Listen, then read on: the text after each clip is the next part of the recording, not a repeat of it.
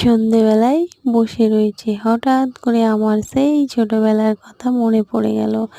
সন্ধে হলেই হ্যারিকেন জ্বালিয়ে আমি বই নিয়ে বসে যেতাম পড়তে, আর মা ওদিকে রান্না বসাতো।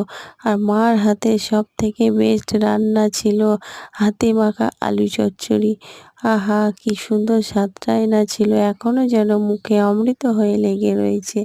তো আমিও সেই ভেবেই মার স্টাইলে একটু আলু চচ্চড়ি বানানোর চেষ্টা করলাম। তো সবার প্রথমে আমি গোটা কয়েক আলু নিয়ে ছোট ছোট করে কুচি কুচি করে কেটে নিলাম।